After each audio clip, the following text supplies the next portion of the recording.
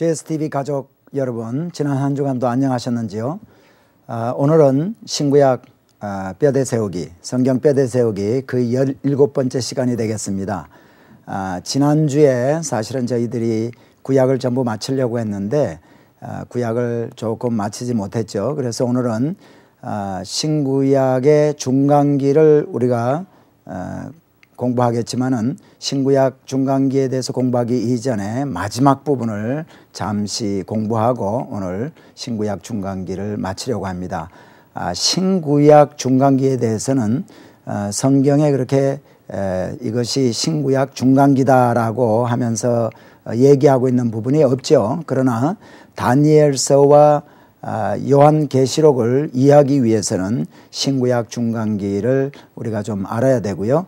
그 다음에 우리 예수님께서 신구약 중간기에 정치적인 문화적인 그러한 배경을 가지고 우리 주님께서 이 땅에 오시기 때문에 우리가 신구약 중간기에 대해서 좀 알아둬야 할 필요가 있습니다. 자, 그러면은 오늘 우리가 신구약 중간기에 들어가기 이전에 이제 바로 직전에 있었던 일이 어떤 일입니까?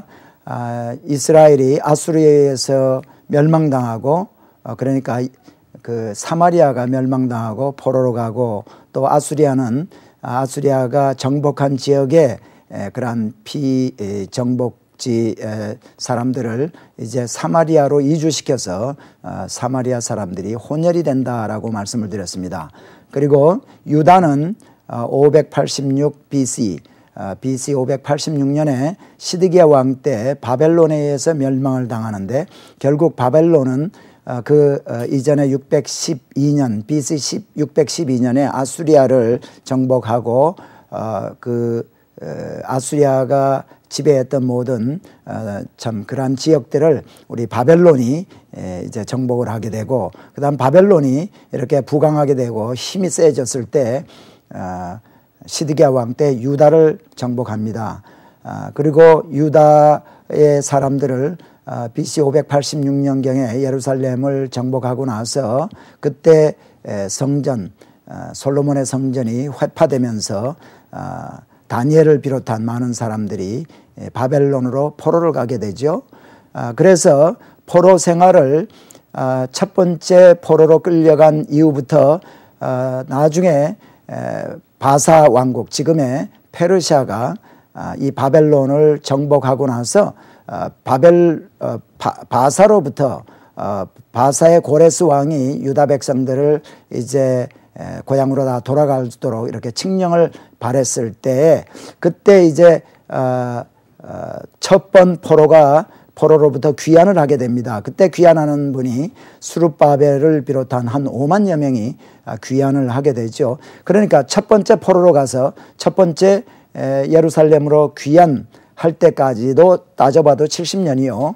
그 다음에 예루살렘이 586년 BC에 멸망을 당했기 때문에 586 BC에 예루살렘 그 성전이 회파되고 나서 수룹바벨을 비롯한 유대 백성들이 이제 예루살렘 성전을 다시 수축했을 때까지를 또 계산을 해봐도 한 70년이 된다고 했습니다. 그래서 결국 예레미야서에서 예언한 대로 70년 만에 이스라엘 백성들은 포로 생활로부터 귀환을 하게 됩니다. 자, 오늘 그 귀환에 대해서 우리가 첫 번째, 두 번째, 세 번째 귀환에 대한 얘기가 에스라서와 또 느헤미야서에 이렇게 기록이 되어 있는데 그 세 번에 걸친 귀환에 대해서 우리 함께 공부를 하기로 원합니다.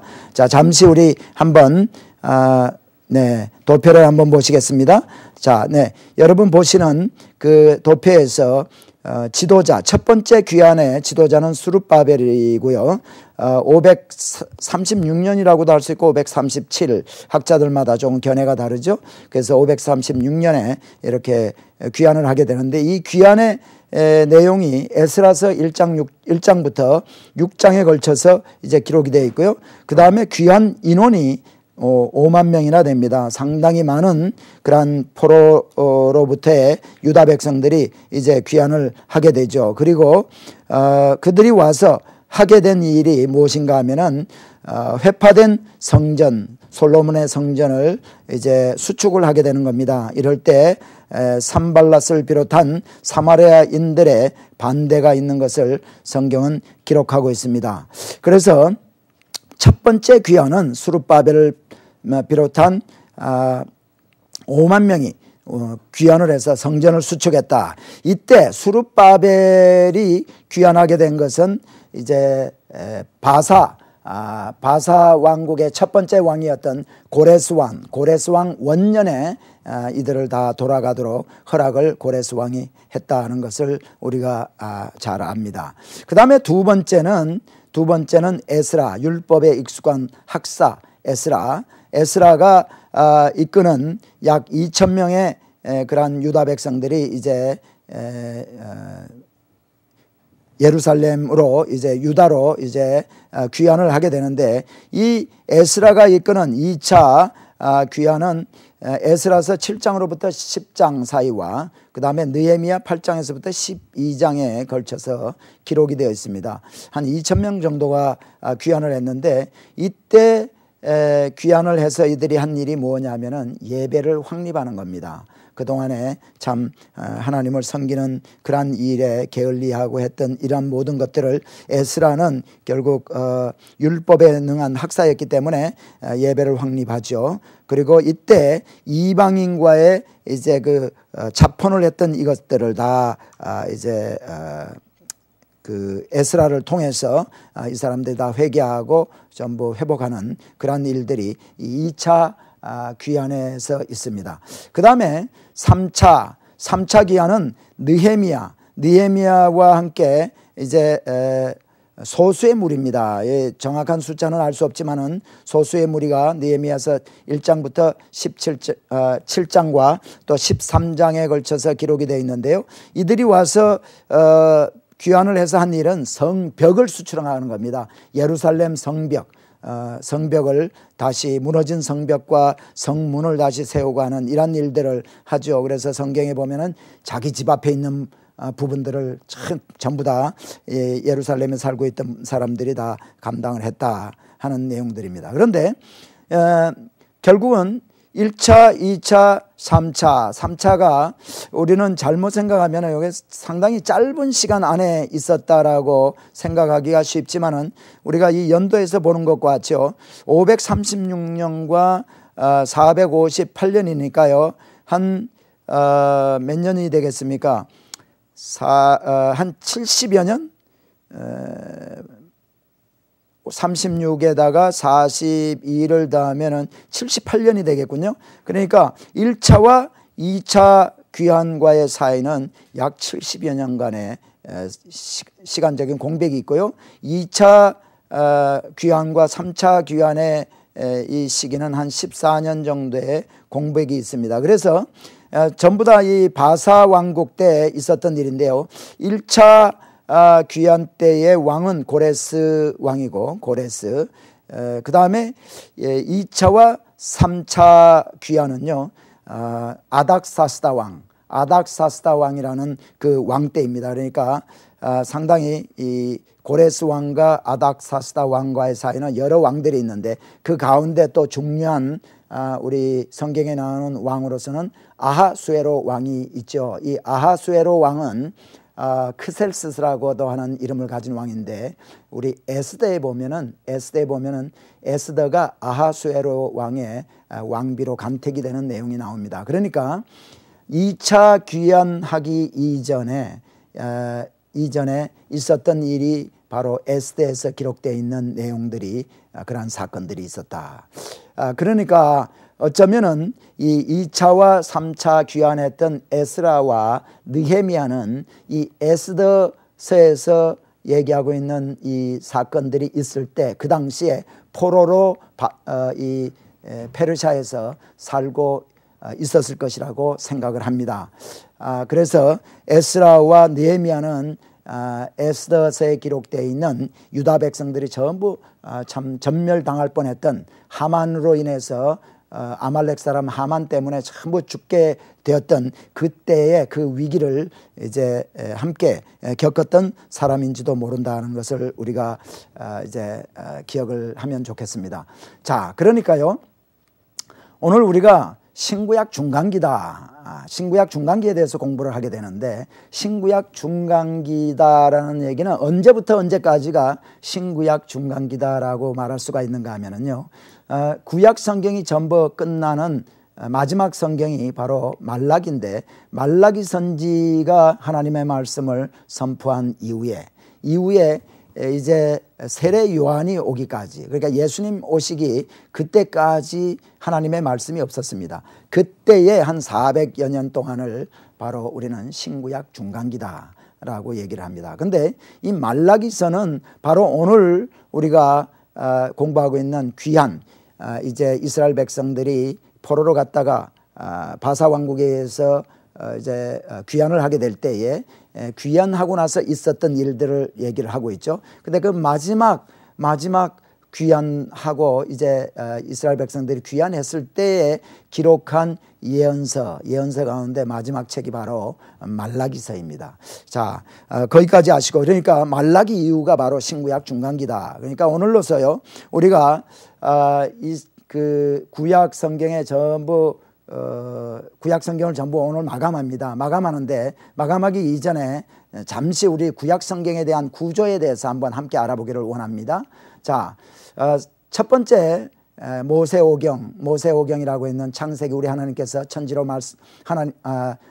하나님께서 말씀으로 천지를 창조하시고 나서 그 창세기 1장 1절이죠. 그때로부터 시작해서 하나님은 이제 인간을 창조하시고 쭉 해서요, 결국은 참 아담과 하와가 죄로 범함으로 말미암아 죽게 되었는데, 하나님께서는 그 메시아, 인간을 구원하실 메시아를 이제 약속을 해 주십니다. 그리고 쭉 계속해서 이제 우리 노아의 사건도 나오고 여러 가지 사건들이 나오고, 그 다음에 이제 우리 아브라함을 우리 하나님께서 셈 족속 가운데서 우리 아브라함을 이렇게 택하죠. 그 아브라함을 택하고 아브라함을 택하는데, 아브라함을 하나님의 백성으로 이제 택해서 어떻게 됩니까?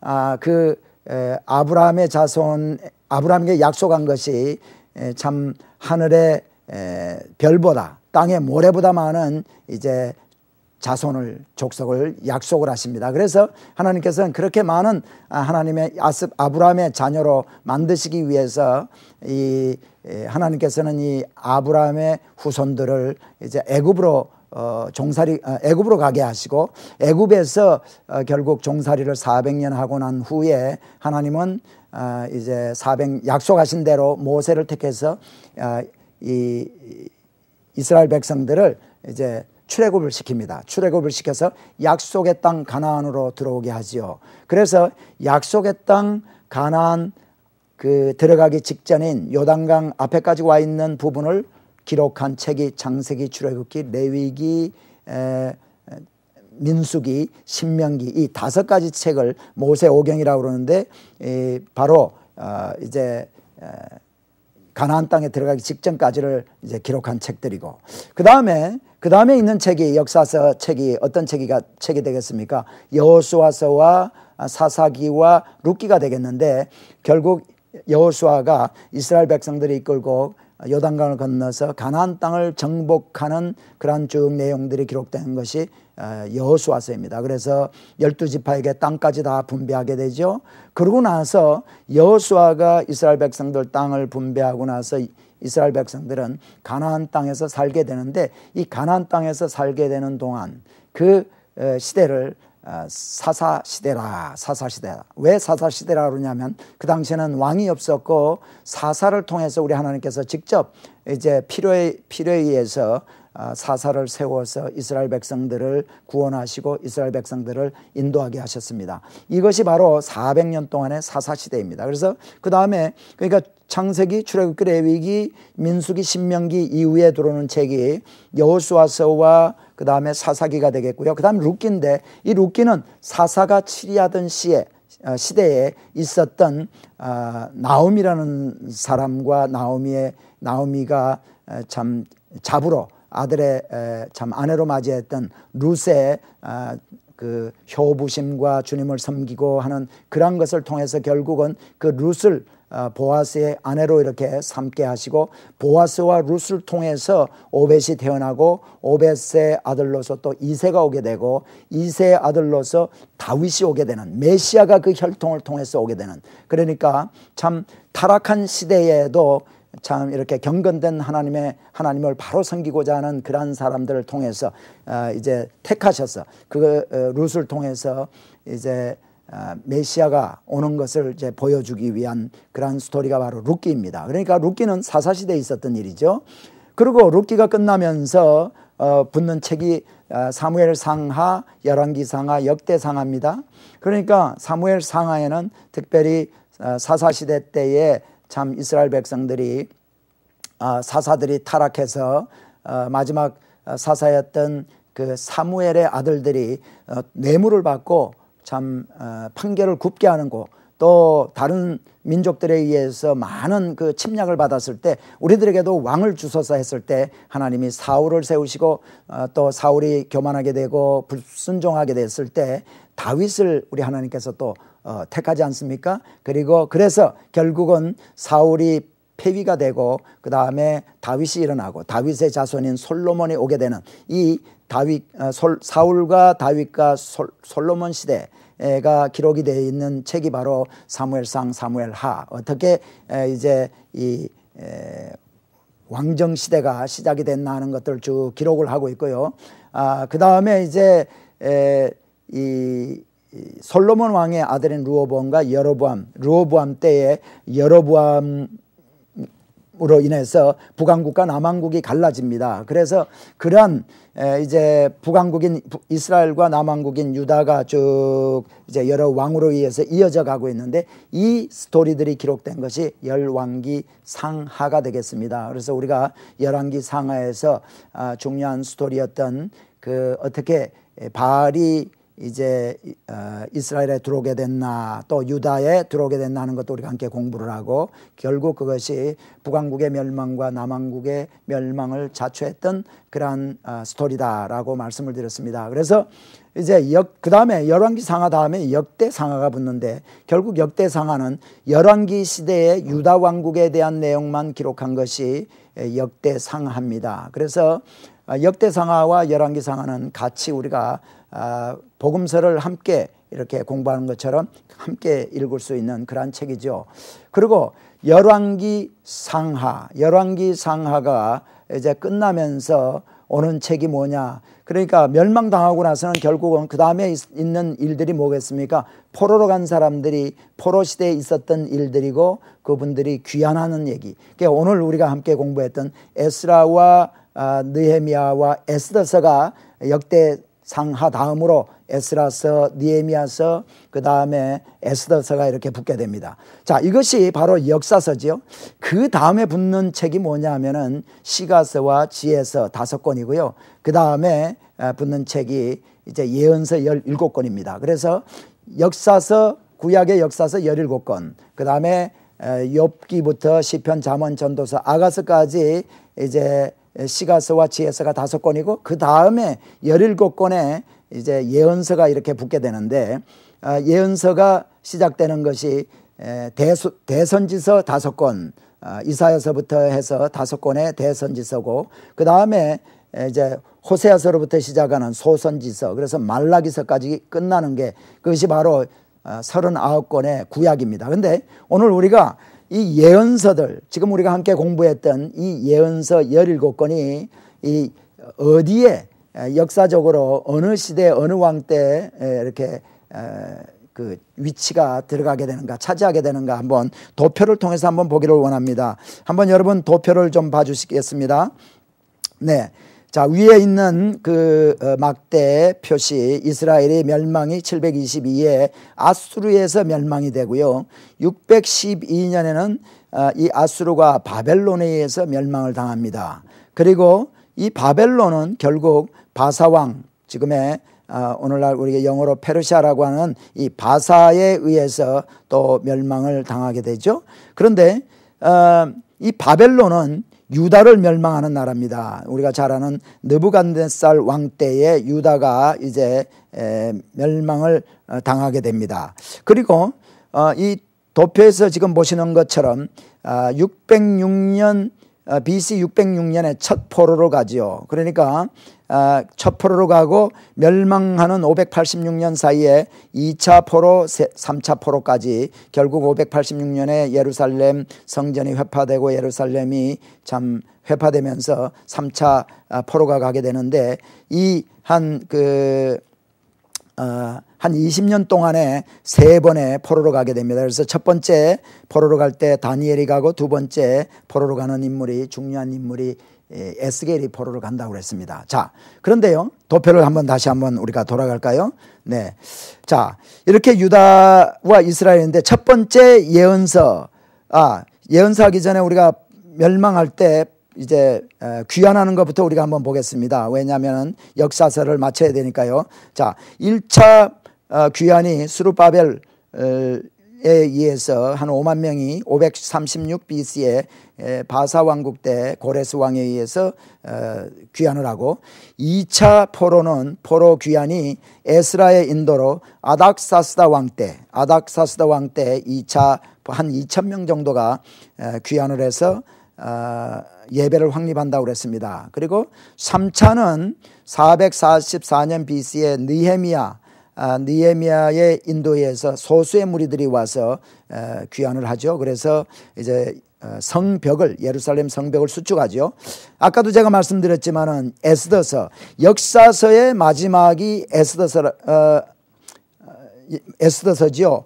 열왕기상하, 역대상하, 그 다음에 에스라, 느헤미야, 에스더가 되는데, 이 에스더서는 이 1차와 2차 포로 귀환 요 시대 중간에 있었던 스토리를 기록한 책입니다. 자, 요게 이제 이렇게 되므로 역사서는 이제 마치게 되는데요. 그러니까 1차 귀환은 그러니까 에스라서 1장부터 6장까지 기록이 되어 있고, 2차와 3차는 에스라서와 또 느헤미야서에 이렇게 기록이 되어 있는데요. 자, 이렇게 끝나고 다시 한번 우리가 도표를 한번 봅니다. 예언서가 이제 어디가 들어가 있는가, 어떻게 들어가 있는가, 17건의 예언서의 위치에 대해서 한번 봅시다. 네. 자, 여기에 1차, 2차, 3차 이 귀환이 있고 나서요, 이 예언서 중에서 마지막 예언서 학개와 스가랴와 말라기서가 우리 예언서의 17권 중에 마지막입니다. 이 마지막 3권은요, 이 역사서의 마지막 부분인 에스라, 느헤미야, 에스더 시대 때에, 이때에 이제 귀환하고 나서 이분들이 스룹바벨과 에스라와 느헤미야가 귀환하고 나서 그 귀환 시대에 하나님의 말씀을 이제 선포했던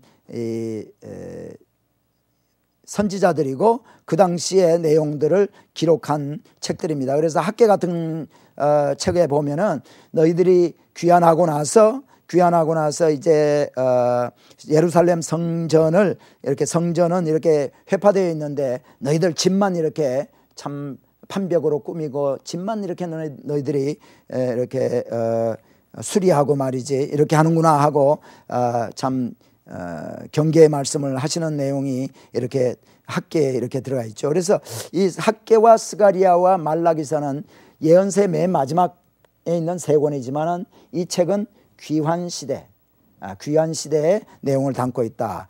그 다음에 유다의 멸망 다시 한번 보세요. 유다 시대, 유다의 여호람, 우리가 잘 아는 여호사밧의 아들 여호람 시대 때에 있었던 선지는 요엘서와 소선지서 요엘서와 오바댜고요. 그 다음에 여로보암 2세, 이스라엘 시대, 북왕국에는 여로보암 2세는 바로 2세라고는 성경에 나오지 않죠. 그러나 이스라엘 북왕국의 시조가 첫 번째 왕이 여로보암인데, 예후의 후손으로 이렇게 오게 되는, 자손으로 오게 되는 그 여로보암이 또 나옵니다. 그래서 우리가 2세라고 이름을 이렇게 붙이죠. 이때에 기록한 책들이 호세아와 아모스와 요나서, 호세아, 아모스, 요나서가 바로 이때의 내용들을 기록하고 있고, 이 북왕국 시대 때 이스라엘에서 활약했던 선지자들입니다.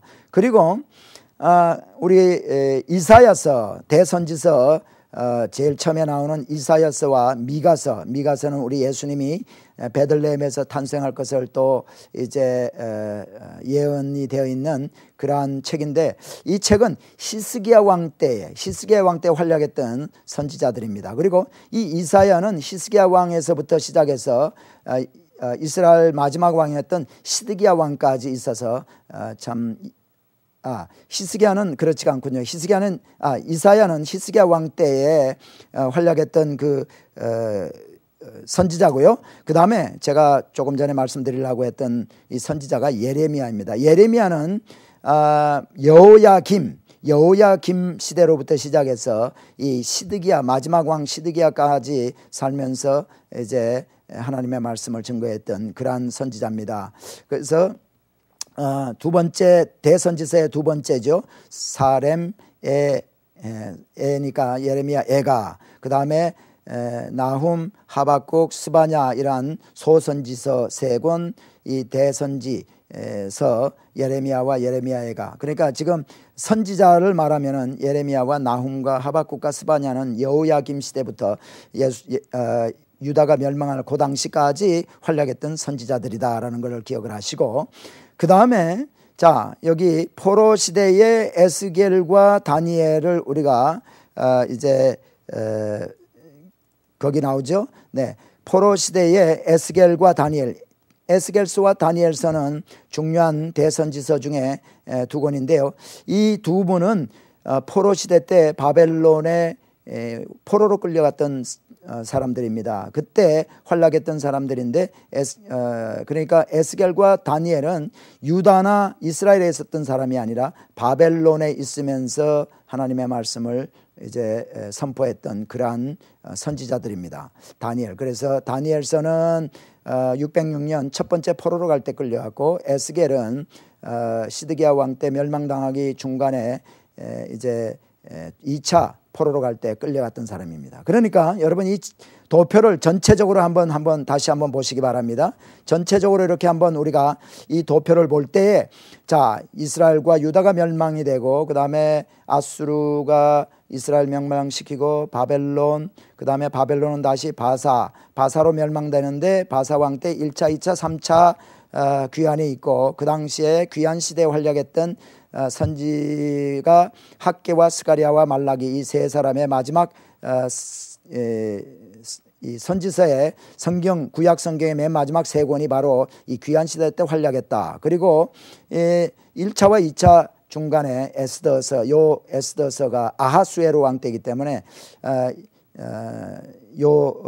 책이 있던 스토리가 요때 있었던 스토리인데, 성경에는 구약 성경 역사서의 마지막으로 이렇게 붙게 되고, 그 다음에 우리가 이 여로보암 시대라든가 여호람이라든가 히스기야라든가 여호야김이라든가 이때 활약했던 선지서가 어디에 어느 왕 때 있었는지 정확하게는 알 필요가 없겠지만은, 특별히 다니엘과 에스겔서는 포로 시대에 바벨론의 포로로 갔던 선지자들이다라는 것을 기억을 하시기 바랍니다. 그러니까 쭉 구약 성경을 오늘 마치는데 17권의 역사서가 쭉 기록이 되고, 그 다음에 그 역사서 17권 중에 맨 마지막은 에스더서가 들어오고요. 그 다음에 5권의 이제 지혜서와 시가서, 그 다음에 붙는 것이 대선지서, 소선지서에서 17권이 붙는데, 맨 마지막 선지서인 학개와 스가랴와 말라기서, 이 세 권은 귀환 시대에 관한 내용이다라는 것을 기억을 하시기 바랍니다. 그러므로 오늘 우리는 구약 성경을 전부 마치는 겁니다. 그리고 그러니까 귀환이 전부 끝나고 나서 있었던 이 시대를 이제 예수님 올 때까지를 우리는 신구약 중간기다, 그렇게 얘기를 하죠. 이 도표 우리가 여러 번 보았던 도표지만 한번 다시 보시기 바랍니다. 왕정시대가 끝나고, 그 다음에 바사 왕국 때 포로가 귀환하고, 그 다음에 마지막 이제 말라기서가 기록이 되고, 그때부터 침묵 시기가 쭉 돼서 예수님이 이제 오게 되는데요. 우리는 중간기에서 우리가 기억할 것은 바사 왕국과 여기 그리스 왕국과 이제 로마 왕, 그러니까 바사와 그리스와 로마 그리고 그리스와 로마 사이에 하스모니안 왕조가 잠시 있는데 이 내용을 우리가 오늘 좀 디테일하게 한번 공부를 하기를 원합니다. 자, 먼저 바사, 참 우리 지도를 한번 보겠습니다. 바사는 지금의 이란, 페르시아죠.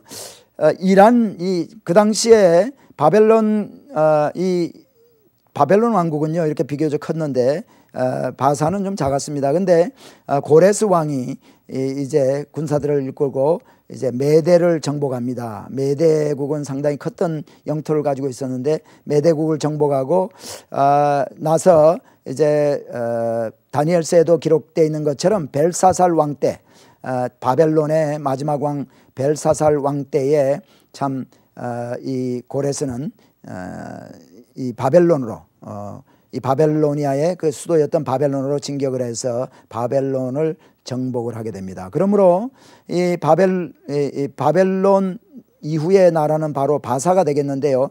여기 보면은 나중에 우리가 이 다니엘서에 이렇게 보면은요, 다니엘서에 보면 이 바벨론을요,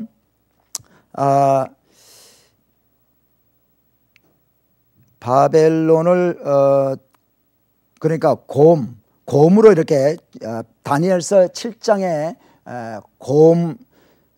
곰으로 이렇게 표현을 합니다. 두 번째 짐승이죠. 두 번째 곰으로 이렇게 표현을 하는 데가 나 있는데 그 이 사이에 새 갈빗대가, 그 곰의 이 사이에 새 갈빗대가 있다라고 얘기를 했습니다. 그것은 뭐를 의미하는가 하면은요, 이 바사 왕국이 바벨론과 우리 아까 지도에서 본 것처럼 바벨론과 메대와 이 애굽을 이렇게 점령을 했기 때문에 그 이 사이에 그 새 갈빗대를 물고 있는 것처럼 이렇게 표현을 하는 겁니다.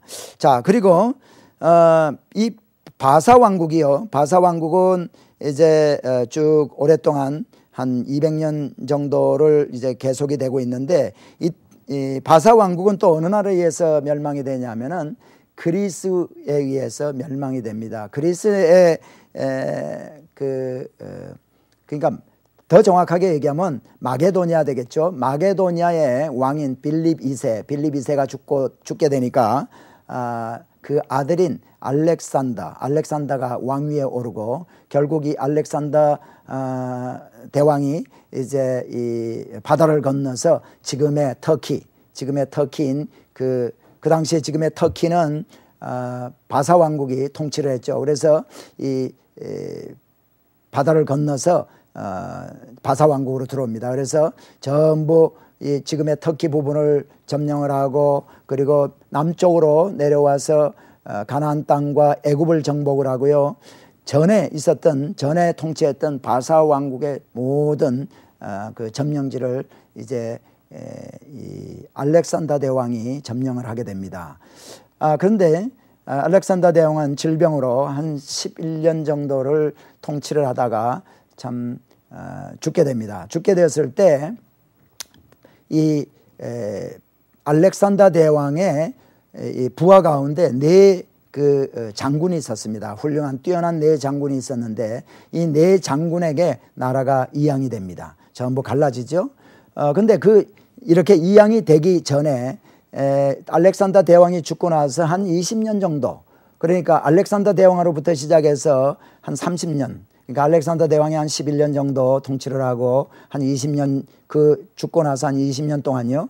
20년 동안은 나라가 갈라지지 않고 그 알렉산더 대왕의 계승자들, 팔로워스, 그래서 이거를 디아도치라고 하는데 이 사람들이 이제 그저 같이 알렉산더 대왕이 정복했던 그 지역을 통치를 하게 됩니다. 그러다가 한 20년이 지나서 그 장군에게 이제 나눠지게 됩니다.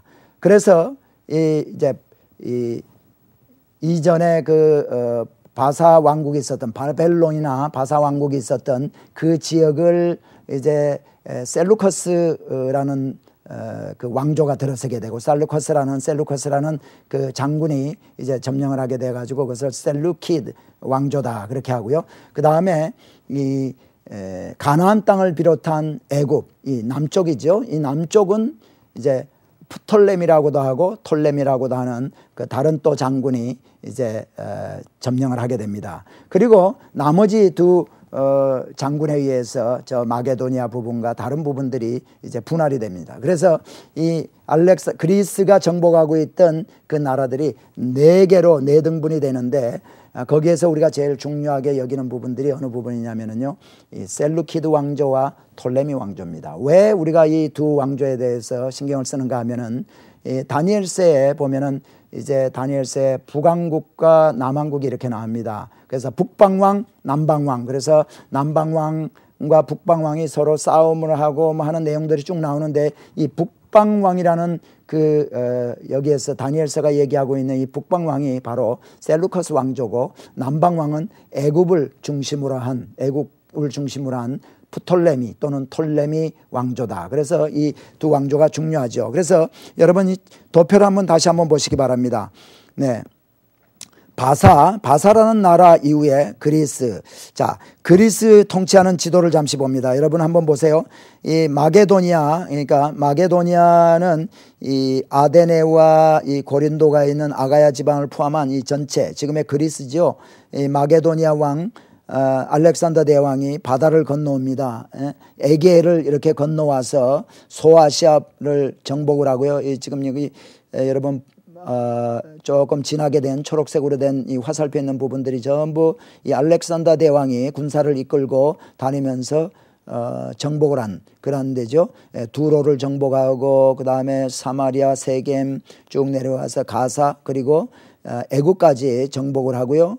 네, 애국까지 정복을 하고 그 다음에 쭉 다시 올라가서 이제 바벨론, 옛날의 바벨론, 니느웨라든가 쭉 정복을 합니다. 그래서 바벨론 도시, 그 다음에 수산궁이 있던 이곳, 그리고요 쭉 가서 이 인더스 강까지, 그러니까 거의 인도까지 점령할 그런 지경까지 되고요. 이 북쪽으로 전부 점령을 합니다. 그래서 여러분 전체적으로 이렇게 한번 뭐 우리가 이 지도에 대해서 이렇게 지도 공부를 하는 게 아니니까 성경의 스토리를 지도와 함께 공부하는 거죠. 그래서 그러니까 전체는 뭐 알아볼 필요가 없지만은 이 마게도니아와 지금의 터키, 그 다음에 지금의 이락, 또 이란 뭐 이쪽 하여튼 이 인도 직전까지, 인더스강 유역까지 전부 이렇게 크게 정복을 한다라는 것을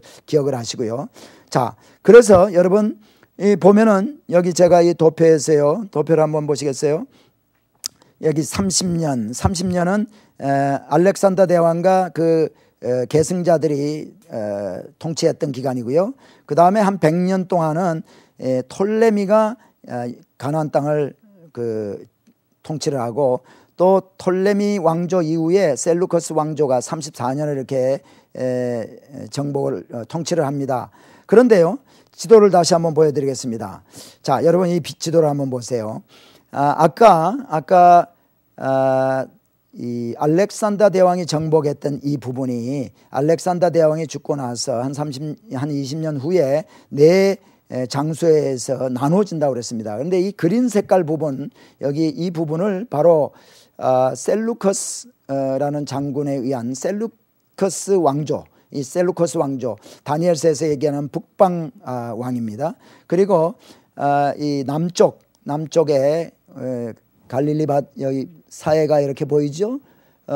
이 우리 가나안 땅, 팔레스타인을 비롯한 지금의 요르단 부분, 또 그 다음에 시나이 반도, 그 다음에 이 애굽의 일부분, 그리고 저 구레네, 시몬이 왔던 구레네라는 곳, 이곳까지 해서 여기 지금 이 오렌지 색깔, 이 색깔 그 나라가 바로 톨레미 또는 프톨레미라고 하는 이 왕조가 이제 점령을 하게 되고요. 그 다음에 이제 여기 보라 색깔의 지금의 마게도니아죠. 마게도니아와 고린도를 비롯한 이 아가야 지방, 여기에 또 다른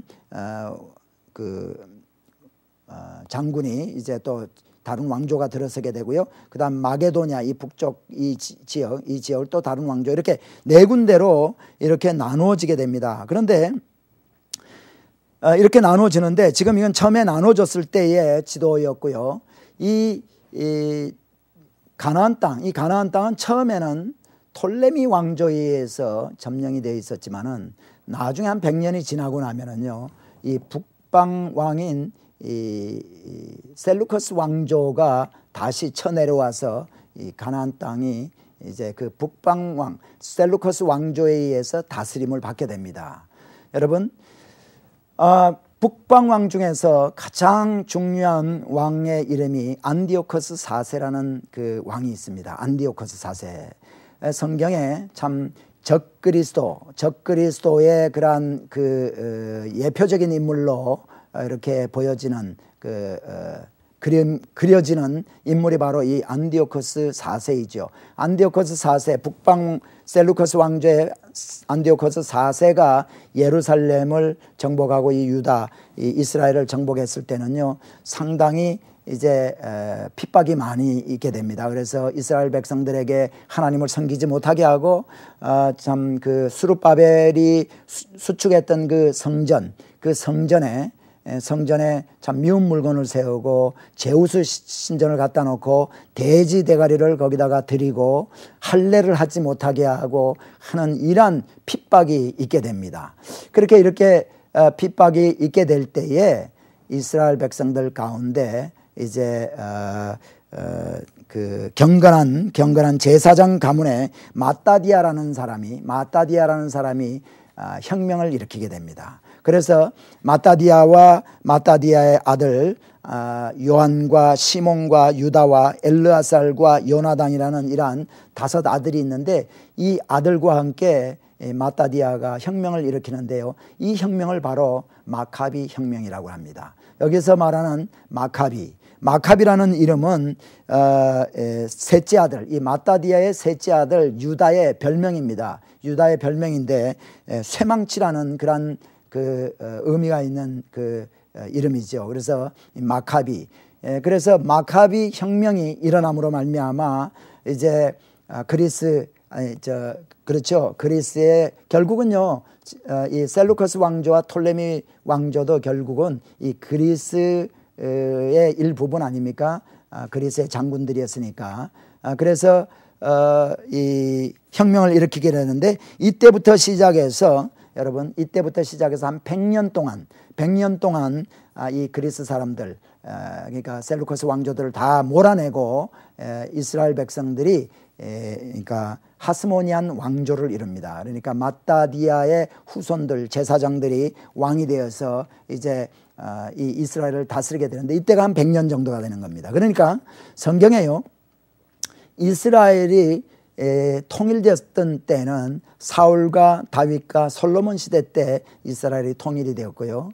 그리고 한 700~800년, 그러니까 한 700~800년 동안은 이제 여러 나라로 북왕국 남왕국으로 갈라져 있고 뭐 그 주위에 다른 조그만 부족 국가들과 함께 같이 이렇게 있었지만은 이제 이때 하스모니안 왕조에 돌아와서 명실공히 통일이 이제 완전한 통일이 이루어지게 됩니다. 자, 다시 한번 우리가 여러분 이 도표를 통해서 하스모니안 왕조의 그 위치가 어디였나를 한번 보시기 바랍니다. 네, 바사 왕국이 그리스의 알렉산더 대왕에 의해서 멸망당하고 그 다음에 한 160년 동안 이제 톨레미 왕조가 100년, 그 다음에 셀루커스 왕조가 한 34년을 이제 가나안을, 그러니까 이스라엘을 다스리게 되었는데 이 마지막 때 안디오코스 4세 때 와서 참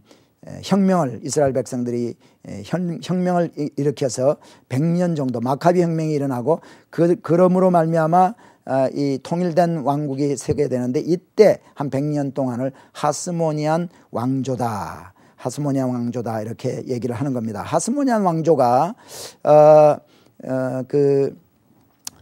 지금 이 지도 여러분, 이 지도가 하스모니안 왕조가 영토를 확장해 나가는 것. 처음에는 유대의 이 지방만 했지만은 여기에 앞으로 이두메라는 내용이 얘기가 좀 나올 텐데요. 이두메란 우리가 성경 공부할 때 12지파 땅 분배할 때 우리가 공부했던 것처럼 이 부분을 에돔, 에서의 후예였던 에돔이 여기를 차지하지 않습니까? 이 에돔 사람들이 이렇게 정복했던 살던 그 땅을 이두메라고 합니다. 이때 이 사람들을 이두메라고 이렇게 했는데요.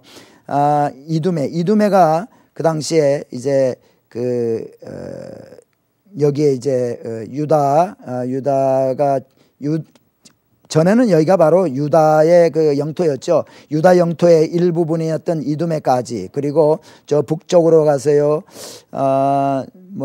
에브라임, 그 다음에 전에 아셀, 납달리, 스불론, 이사갈, 므낫세가 있었던 그 땅, 사마리아 지역, 그 다음에 갈릴리 지역, 그 다음에요, 여기 갈릴리 동쪽과 북쪽, 여기 전부 베레아 지역, 그 다음에 루벤이 있었던 모압이 있었던 이 지역까지 전부 다 결국은 통일을 하게 됩니다.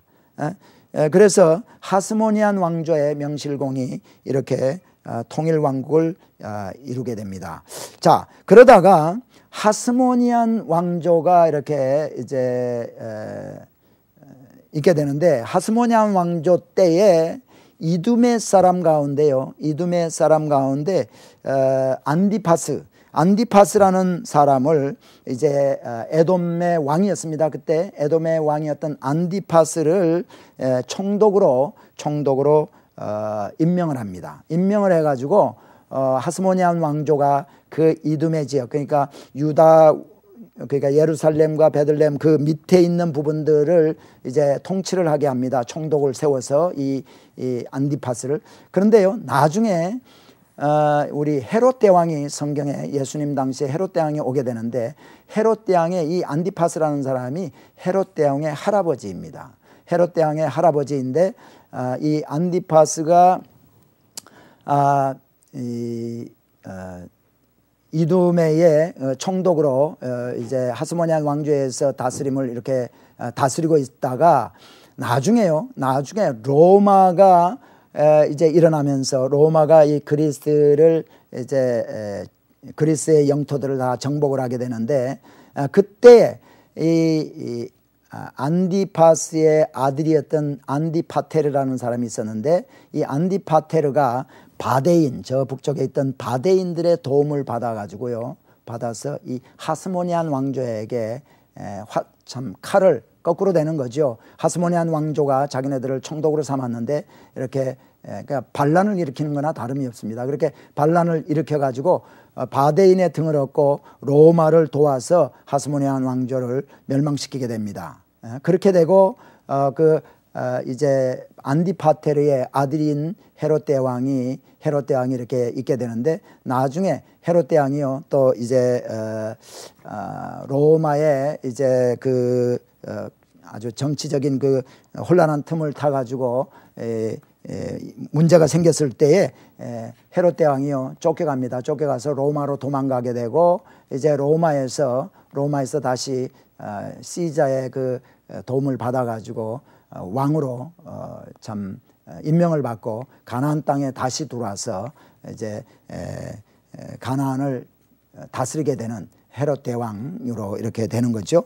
자, 그 내용을 또 나중에도 한번 우리가 좀 공부할 기회가 있을 겁니다. 그런데 오늘 우리가 이 중간기와 다니엘서를 한번 비교를 해보면서, 다니엘서가 좀 어려운 책 중에 하나인데, 다니엘서와 계시록을 이해하기 위해서는 이 중간기를 좀 알아야 되는데요.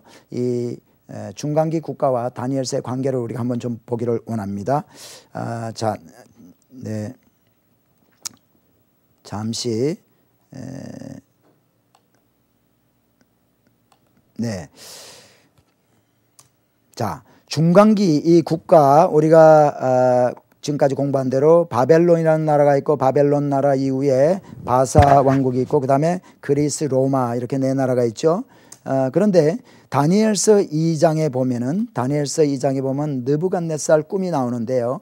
거기에 참 신상이 나옵니다. 근데 머리는 정금이요, 가슴과 팔은 은이요, 그 다음에 배와 넓적다리는 노시요, 그 다음에 종아리와 발은 이제 철이로 돼 있고, 발에 그 얼마는 철이고 얼마는 진흙이다 하는 그러한 꿈을 꾸게 됩니다. 이 꿈의 머리와 정금은 바벨론이요, 또 은을 나타내는 것은 바사 왕국이고요, 놋 그리스, 그 다음에 철과 진흙. 그래서 결국 사람이 뜨지 않은 돌이 날라와서 그 신상을 전부 부수게 되는데, 그것이 바로 이제 하나님의 참 힘으로 이렇게 마지막 나라인 로마가 멸망하게 되는 것을 이렇게 얘기를 하고 있죠. 디테일하게 왜 그런가 하는 것은 좀 설명을 이제 보류하기로 하고요.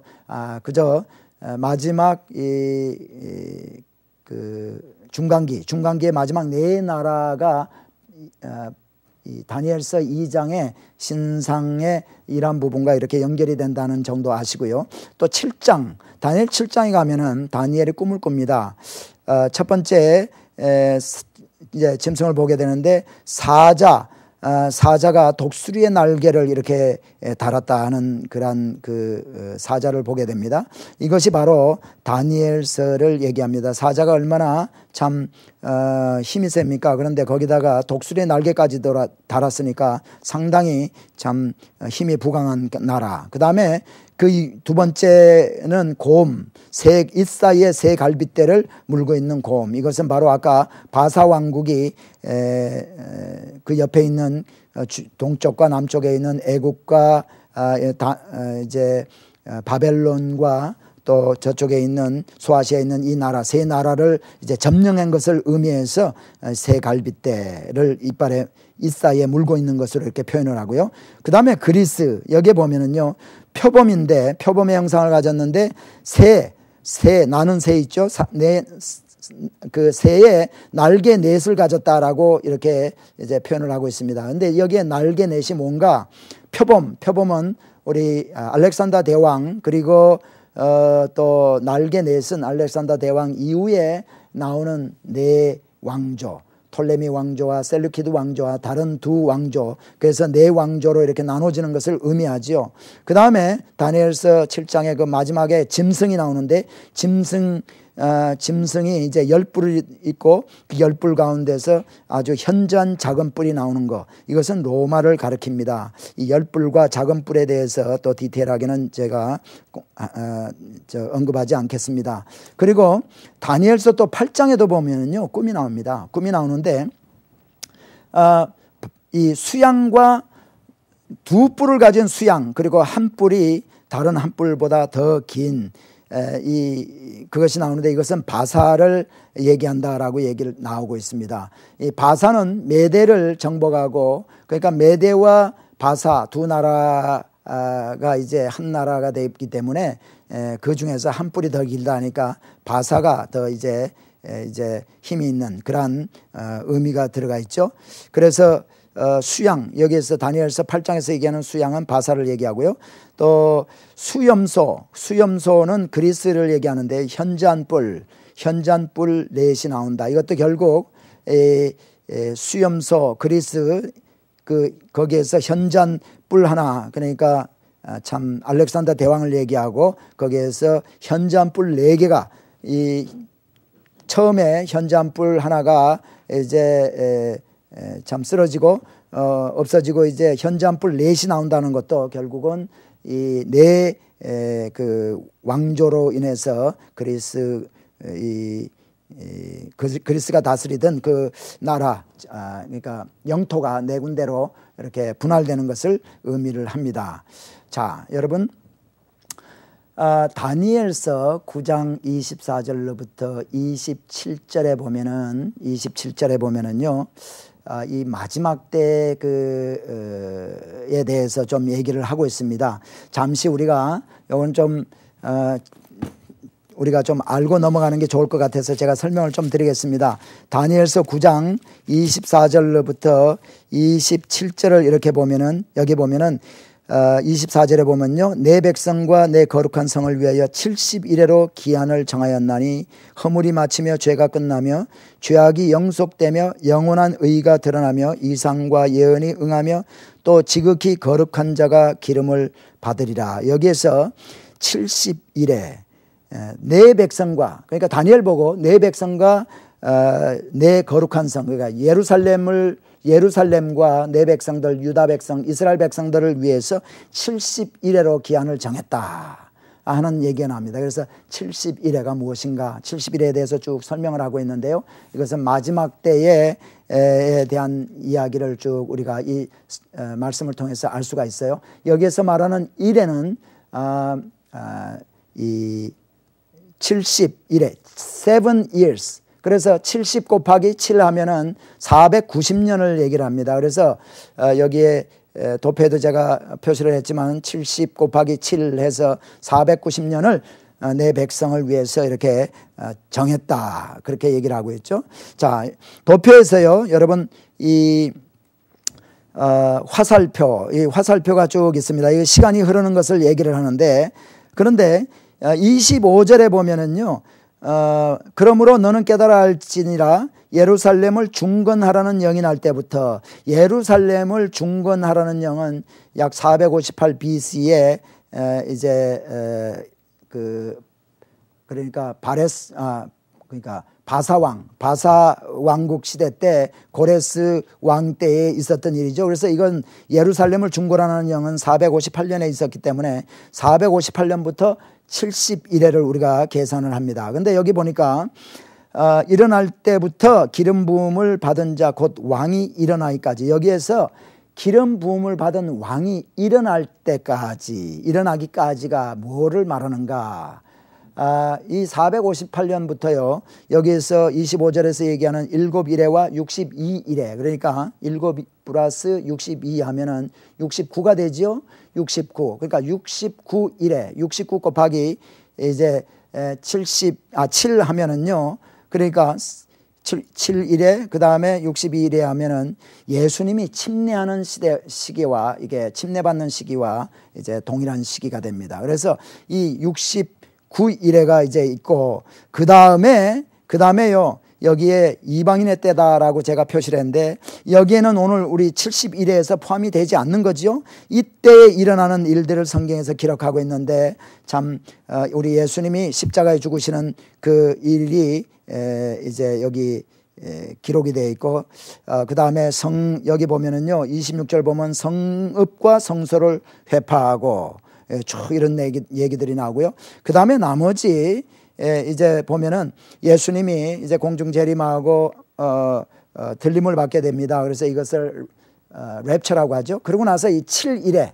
마지막 7일에 동안이 나오는데, 이게 7년 환란을 얘기하는 겁니다. 7일에가 아니고 한 일에죠. 70일에 중에서 아까 69일에가 빠지고 나머지 한 일에, 그래서 이 7일에 동안에 이게 환란기가 됩니다. 이 땅에는 예수 믿는 사람이 다 들림 받고, 그때에 이제 다니엘서와 계시록에 있는 이야기들이 이렇게 있게 되는 겁니다. 자, 오늘 여러분과 공부하고 하는 동안에 벌써 시간이 이제 전부 다 되었습니다.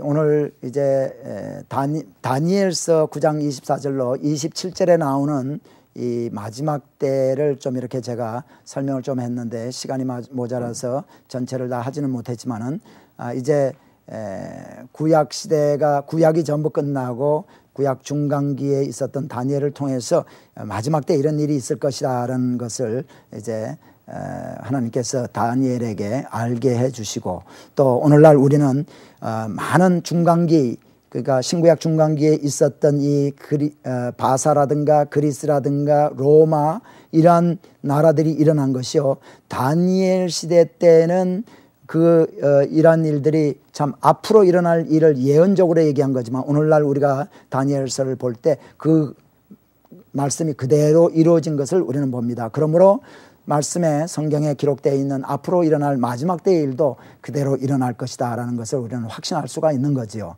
자, 시간이 거의 다 돼서 이제 오늘 이만 여러분과 작별을 합니다. 다음 주 이 시간에 또 만나 뵙고, 그때 마지막 시간, 마지막 때에 있을 일을 좀 우리가 잠시 공부를 하고 그 다음에 예수님과 사복음서에 대해서 함께 공부하기를 원합니다. 다음 주 여러분과 함께 다시 만날 때까지 여러분 건강하시고 또 성령 충만한 가운데 신앙생활 잘 하시다가 승리하시다가 다음 주 이 시간에 만나 뵙겠습니다. 안녕히 계십시오.